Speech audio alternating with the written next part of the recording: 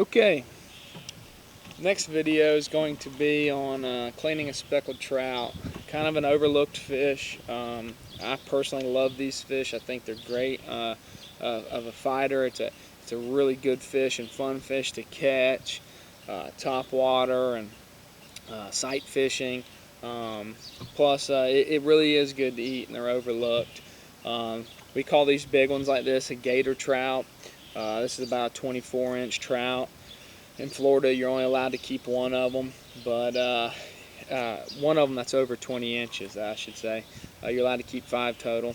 Some interesting characteristics are this big yellow mouth. A lot of people call them the yellow mouth because how yellow it is in there. Those gnarly teeth. They're just a really good fun fish. Great to catch, great to eat. And we're going to clean this one today. And this is a good specimen to clean. We should get a lot of meat off this big female. Once again, I'm using good sharp knives. I think the most dangerous tool is a dull knife, and the sharper the better. You just got to be careful and kind of know what you're doing. Just like most of the other fish I've cleaned on video, I'm going to start at the tail and work my way to the head. And I've said it in the other 2 videos or 3 videos I've done. The reason I like doing that is because I can really guide this knife up this way, because there's a bunch of meat in here that people tend to lose when they start from the head down, or they just get in a hurry.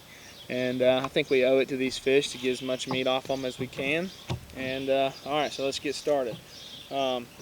Start from the tail down here. These are a lot a really softer skinned fish than what I've done on video. So these knives should cut through them real easy. You shouldn't have to force too much with a good sharp knife. They'll go right through there. We're wanting to hold pressure down, pressure on the knife against the backbone to make sure we get all that meat off. You got to pay close attention to your knife too as you're filleting these fish. If your knife starts to work real low here, that means you're missing a lot of meat there, and vice versa.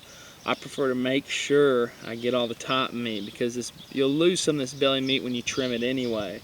But pay close attention to what your knife's doing as you're guiding it up the fish.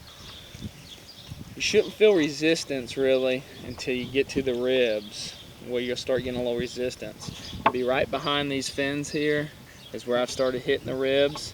And what I like to do is I like to transition up and bring this knife all the way to the front of this fish.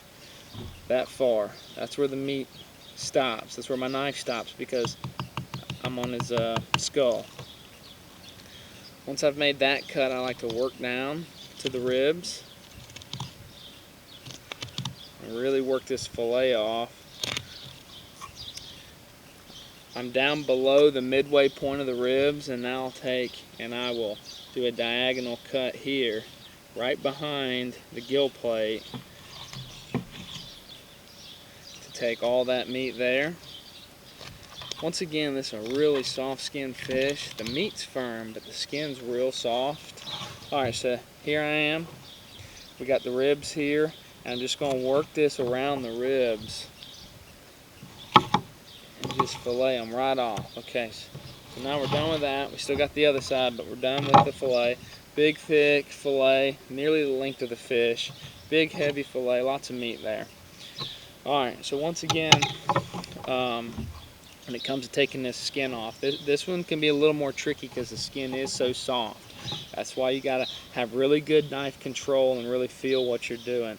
It's the same way as any other fish. You're going to get the knife in there. This is where you might want a flimsier knife. This knife here is a lot stiffer than this knife. I prefer a flimsier knife on a skin that's softer, because I can feel a little better.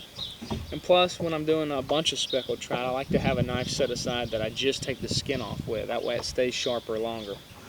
Alright, so I'm going to grip the fish with my fingertips, get the knife in there against the skin. Now I found the skin, and I just want to kind of seesaw forward. The knife's sharp enough to glide through, but I kind of like to seesaw back and forth, because I can kind of tell when I grip the skin. And it looks like we did an awesome job on that one. Didn't leave no skin. Completely paper thin. once we trim this up and get the rib cage, the lower rib cage off, there's some ribs right there. We want to get that off of there so no one chokes on a bone tonight at the dinner table. And we're gonna wash this up, and it'll be just as beautiful as it is at a fish market, and be ready to eat. Hope y'all enjoyed.